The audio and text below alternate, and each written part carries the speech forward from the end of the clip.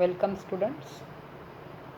Today we will start with new chapter from our syllabus, that is cell, the unit of life.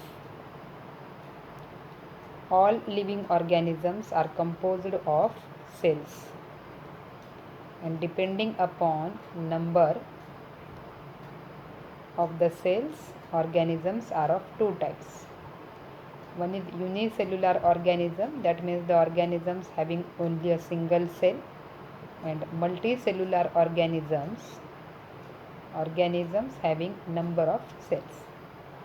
सगळे जे काही living organisms आहेत हे सगळे सेलपासून तयार झालेले असतात, पेशीपासून तयार झालेले असतात आणि त्या सेलच्या नंबरवरून ऑर्गॅनिझम्सचे दोन प्रकार पाहायला मिळतात. पहिला जो प्रकार आहे that is unicellular, that means uni म्हणजे वन, म्हणजे the organisms having one or a single cell, ज्यामध्ये फक्त एकच सेल आहे अशा ऑर्गॅनिझम्सला युनिसेल्युलर ऑर्गॅनिझम्स असं म्हणतात, जसं अमिबा. आणि multicellular organisms, multi means having number of cells, that means the organisms having number of cells in their body, they are known as multicellular organisms like human beings. Cell is the fundamental structural and functional unit of all living organisms except in viruses. Cell जी आहे ही सगळ्या living ऑर्गॅनिझम्सचं basic structural आणि functional unit हे आहे. मग आता स्ट्रक्चरल म्हणजे काय, की जेवढे काही बॉडीमध्ये असणारे पार्ट आहेत, ऑर्गन्स आहेत किंवा सिस्टीम्स आहेत किंवा वेगवेगळे जे स्ट्रक्चर्स आहेत, ज्या रचना आहेत, त्या बेस जो आहे त्यांचा सेल आहेत, त्या सेलपासूनच बनलेल्या आहेत. किंवा फंक्शनल युनिट, बॉडीमध्ये जे नंबर ऑफ फंक्शन्स चालतात, वेगवेगळ्या चयापचयाच्या ज्या क्रिया चालू असतात, तर त्या चालण्याचं सुद्धा जे बेस आहे, जिथं त्या बेसिक मात्रेमध्ये चालतात, ते युनिटसुद्धा काय आहे, सेल आहे. and therefore cell is considered as structural and functional unit of body or living organisms. But that is not present in virus. virus हे असेल्युलर आहे आणि त्यामुळं एक्सेप्शन आहे virus. cells are capable of individual survival, so it is considered as basic unit of life. मग ह्या सेलला basic unit का म्हणायचं, कारण जरी ह्या सेल सेपरेट केल्या तरीही त्या सर्वायवल किंवा जिवंत राहू शकतात. दे आर केपेबल, त्यांच्यामध्ये तेवढी ॲबिलिटी असते. Word cell was introduced by scientist Robert Hooke. सर्वात पहिल्यांदा सेल हा शब्द रॉबर्ट हुक या सायंटिस्टने शोधून काढलेला आहे.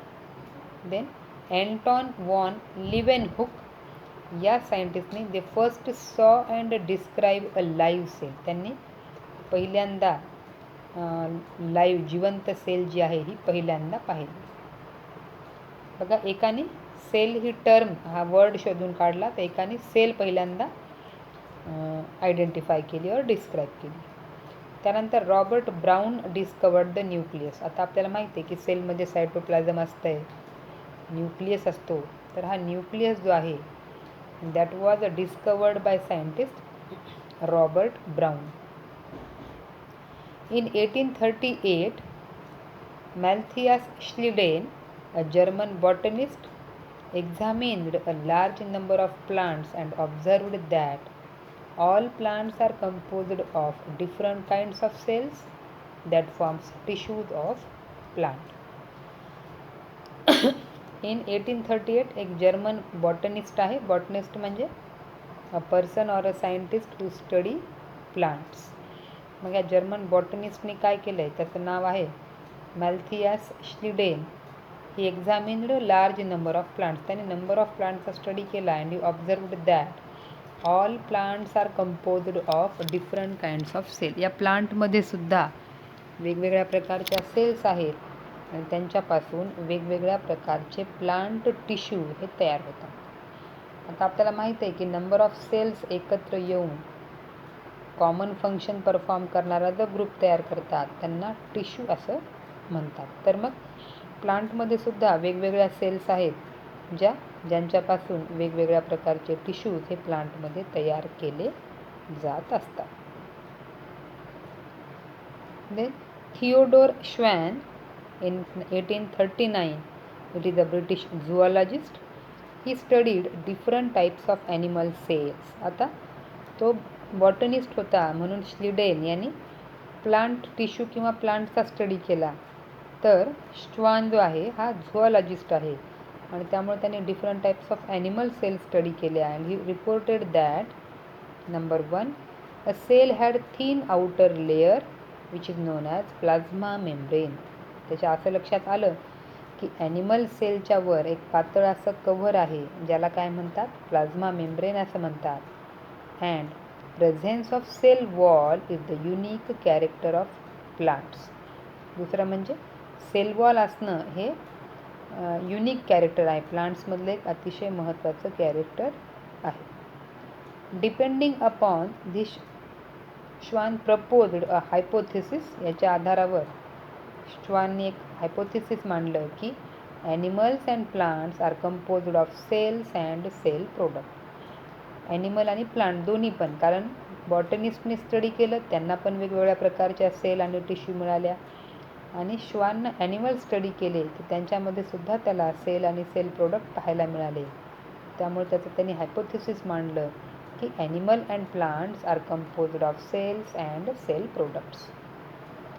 Then Schleiden and Schwann they together formulated the cell theory. आणि मग या दोघांनी मिळून एक सेल थेअरी प्रपोज केली.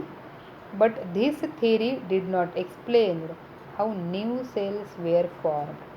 आता ह्या थेअरीने एवढंच सांगितलं की प्लांट आणि ॲनिमल यांच्यामध्ये सेल्स आणि सेलचे प्रोडक्ट असतात किंवा टिश्यूज असतात, परंतु या थेअरीमुळे नवीन सेल्स ह्या कशा तयार होतात ते मात्र ते एक्सप्लेन करू शकले नाही.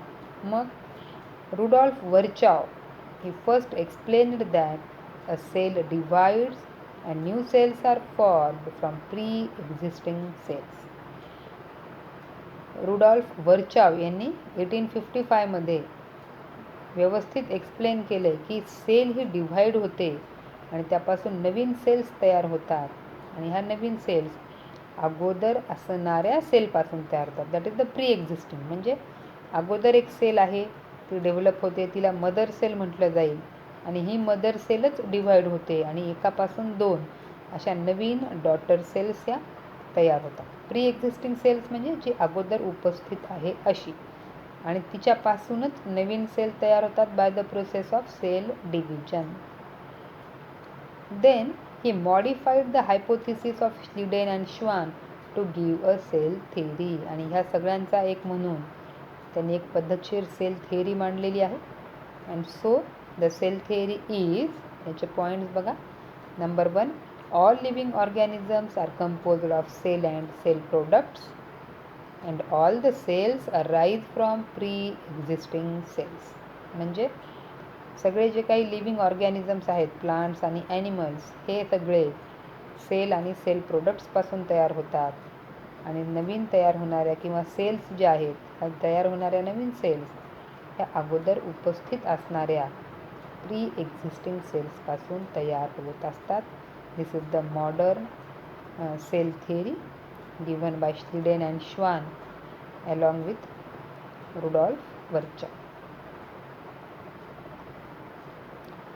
So the cell theory is, okay, the cell arises from pre-existing cells. J.E. Perkinje coined the term protoplasm for formulative substance in the cells of animal embryo. त्यानंतर J.E. पर्केंजे या सायंटिस्टने प्रोटोप्लाझम ही टर्म शोधून काढली आणि त्यांच्या म्हणण्यानुसार प्रोटोप्लाझम म्हणजे ॲनिमल एम्ब्रियोमध्ये असणारे जे काही सबस्टन्सेस आहेत त्याने प्रोटोप्लाझम असं म्हटलेलं आहे. कोणी? J.E. पर्केंजे. तर von Mohl it gives the term protoplasm to the content of embryo of plants. तर जॉन मोही यांनी काय केलं आहे, प्रोटोप्लाझम हेच टर्म परंतु ही प्लांट सेलच्या एम्ब्रियोच्या कंटेंटसाठी त्यांनी वापरलेली आहे. So what is protoplasm? Protoplasm is the physical basis of life and that is divided into 2 part. That is the physical basis ज्याच्यापासून बॉडी तयार होते असा भाग म्हणजे प्रोटोप्लाझम आहे, जो की 2 भागामध्ये डिवाइड केला जातो. वन सेंट्रल पार्ट, जो प्रोटोप्लाझमचा जो सेंट्रल पार्ट आहे, दॅट इज न्यूक्लियस और कॅरी ऑन, त्याला न्यूक्लियस म्हणतात किंवा कॅरी ऑनलाच न्यूक्लियस असं म्हणतात.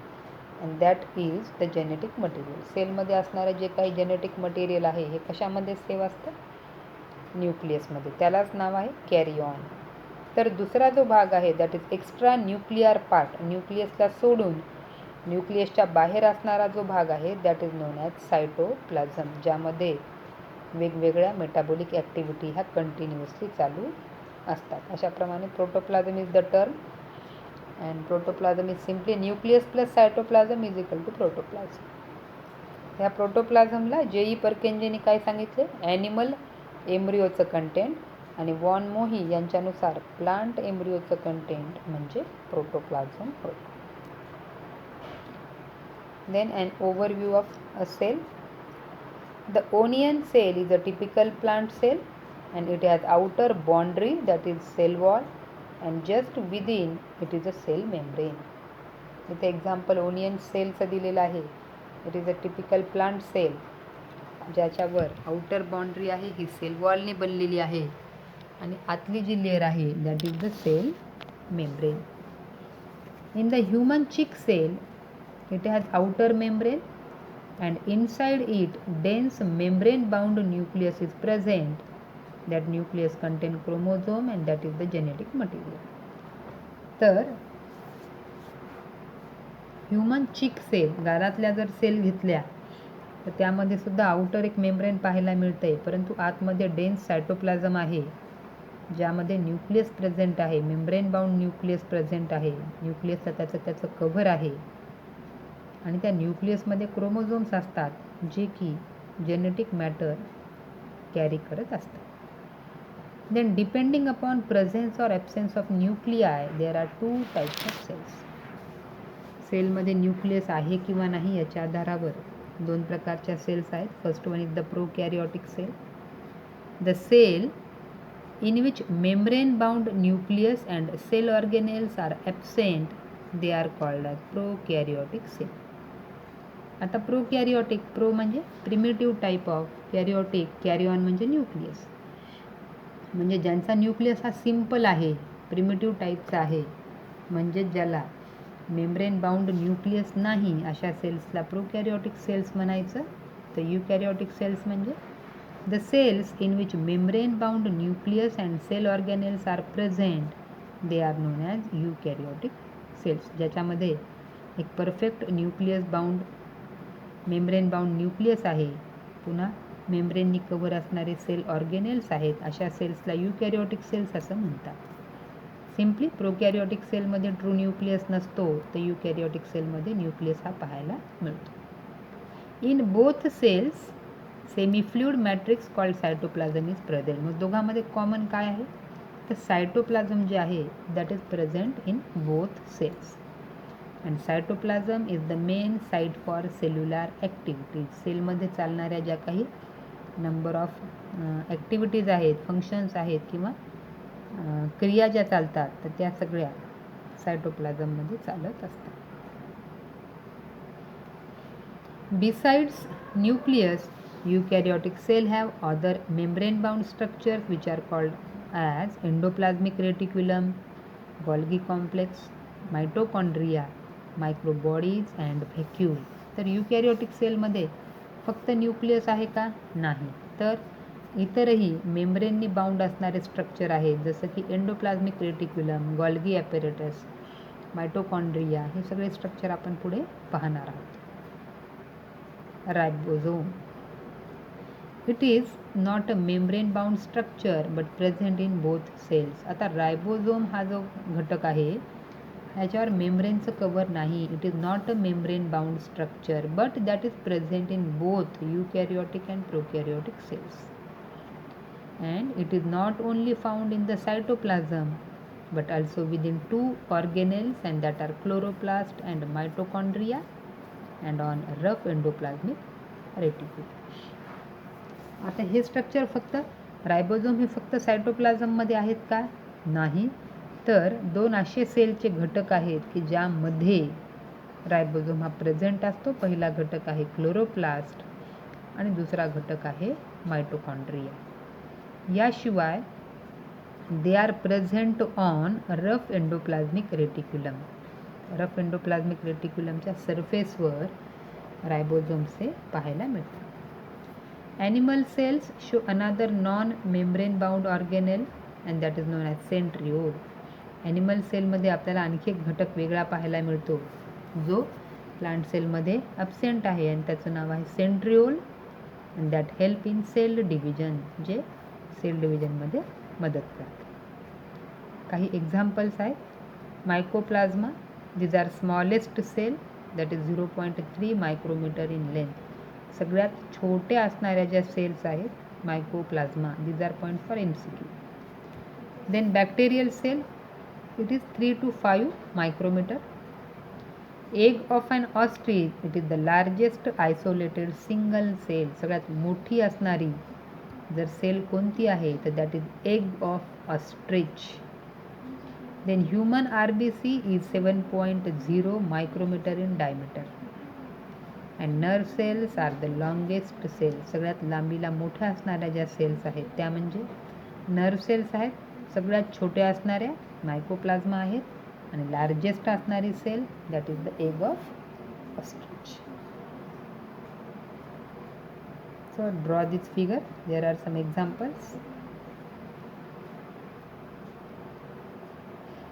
and here are some questions based on the lecture. Solve them and thank you.